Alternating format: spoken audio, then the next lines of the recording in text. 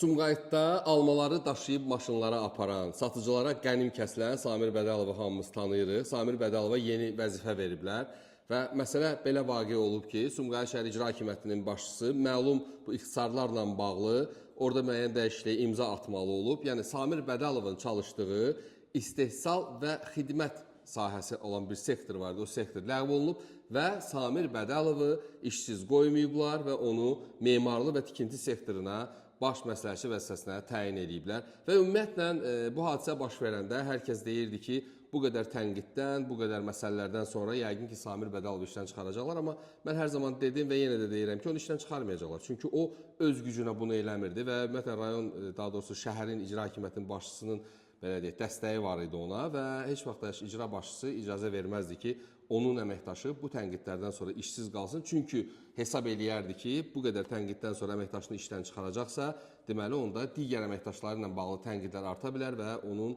göstəricisi belə olar ki, baxın, vətəndaş şikayət edir və biz ona tez dərhal reaksiya veririk. Yəni, Samir Bədəlov və onun kimi bu cür addım atanların işsiz qalma təhlükəsi yoxdur və bu da bir daha göstərdi ki, Samir müəllim artıq yeni vəzifədədir. Belə deyək, bu bir sahəni yarıtdı. İnşallah yəqin ki, Sumqayıtın memarlıq və tikinti sektorunda yaradacaq.